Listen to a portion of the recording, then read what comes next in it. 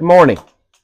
It's been a while since we've shot a video here for Facebook, and one reason is we've been gone. We've been to South Dakota. We had our ride at Eminence. That was a huge success. And but whenever we go on rides, there is always material for me to do a talk about.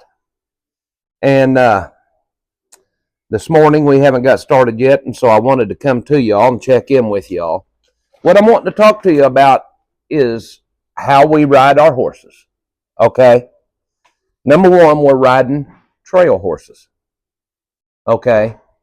We don't want our horses on the bit. We want our horses soft, supple, light.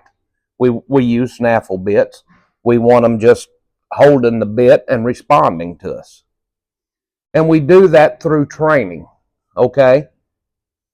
Now, I've seen horses that people had switched to snaffle bits, okay? And I was asked, how do you get your horses to do what they're doing? Their heads are down. They're just going through. They're just responding to the riders. I believe there was 10 of them that we had on some of these rides, even more on some others. And they were all doing the same thing. Okay, that is a process.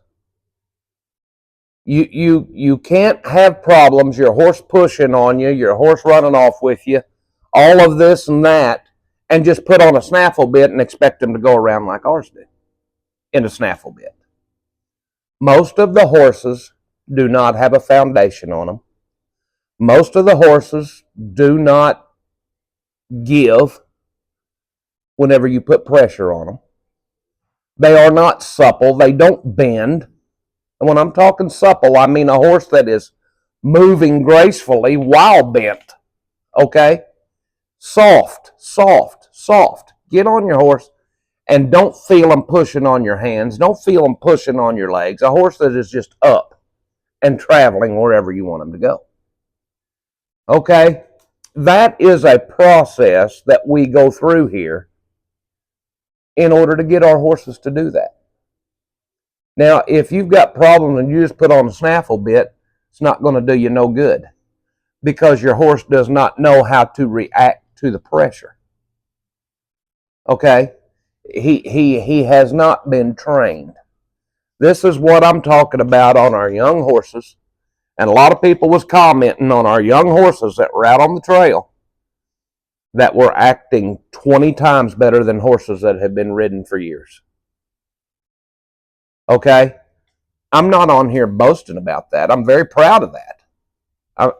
Joy and I have worked really hard to get these horses, and I make a joke out of it whenever we do go on a trail ride. I'll say, I'm sorry if I'm going too slow for you, but I have turned myself into a 65 to 77-year-old woman. I want to ride like they want to ride. Therefore, I train my horses accordingly. Okay?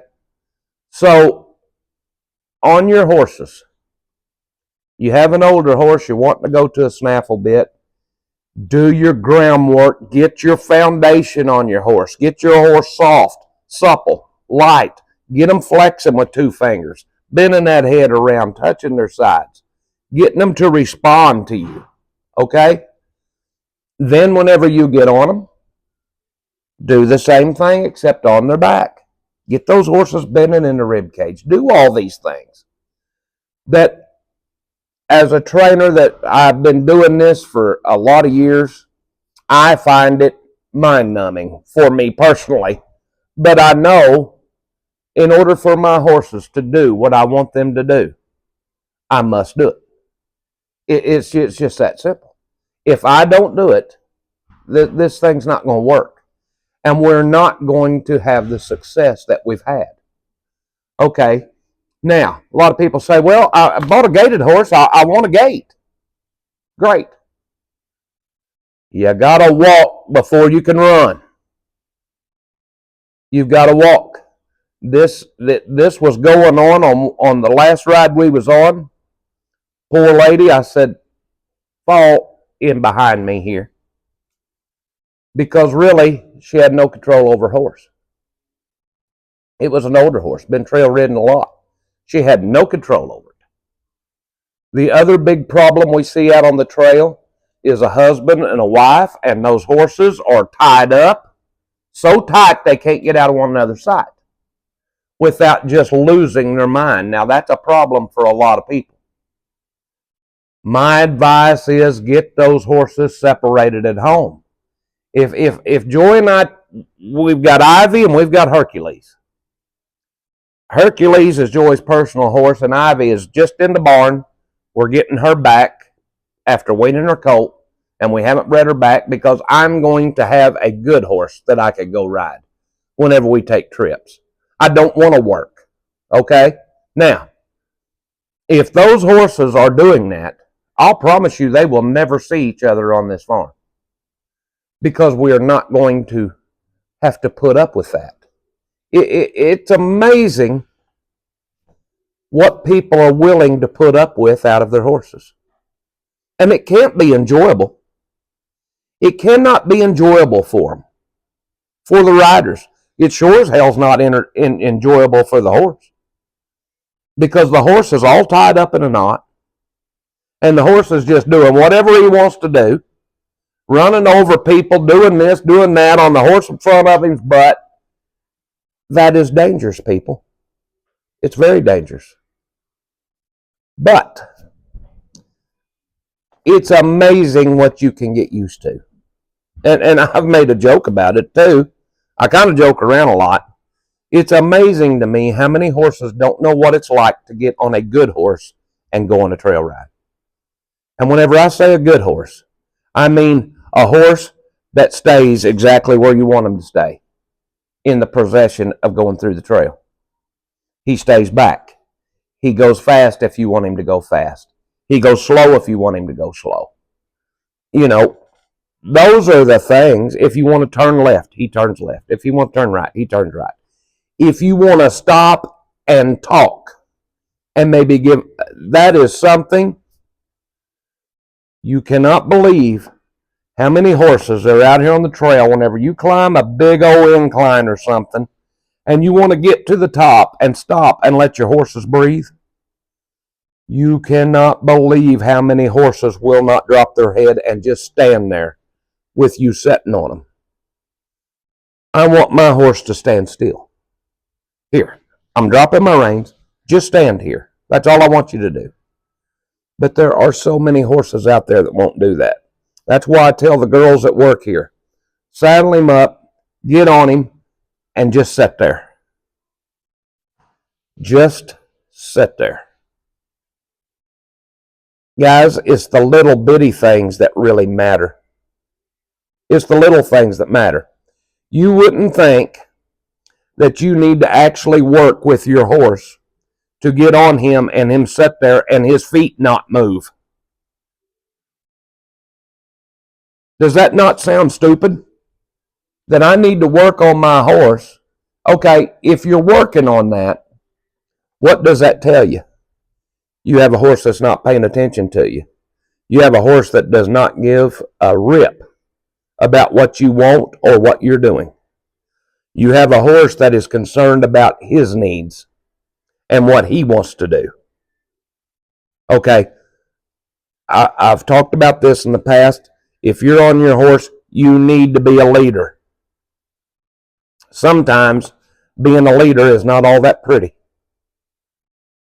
But you need to step up and do what it takes to get your horse the way you want him. The main thing is do your groundwork, get your horse soft, get your horse moving while bent, get him to get off your hands. And, you know, there was a post up, and it was a horse in a shank bit, and it was absolutely horrible to look at. And there's people making comments and stuff, and I try not to read that stuff because all it does is aggravate me. But they were talking about graduating up to a shank bit. Here's my question. Ivy is 7 years old. She does every single thing I ask her to do in a snaffle bit. She stops, she turns, she backs, she walks, she trots, she lopes, she stops, she stands still whenever I ask her to. Why do I feel I need to graduate her up to a shank bit?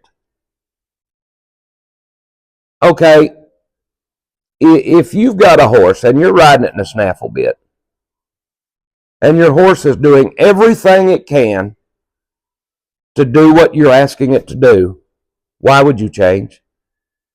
Why would you change? I can tell you one reason why you change. Because this old man's sitting over here saying you need a shank bit in that horse's mouth. Why? I mean, why? Everybody has their own ideas. I have mine. We've built a very successful business here doing what we do. And if you want a shank bit in your mouth, in your horse's mouth, then put up with it.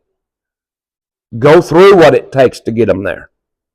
It's a lot of work getting a horse transitioned over. What we're trying to do here, and what I'm trying to tell y'all is, I use a snaffle bit because it is a 1-to-1 ratio on pressure. If I pull a pound of pressure here, there's only a pound of pressure on his mouth, or however much. I don't give my horses the opportunity to brace and get on the bit because I use one rein. One rein.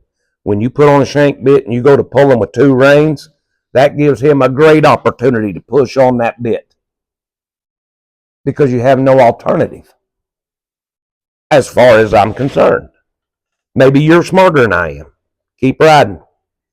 We're going to keep riding and doing the things we do. So anyway, that's just something I wanted to come and talk to you all about today. If you have any questions, feel free to call us. We'll be more than happy to talk to you.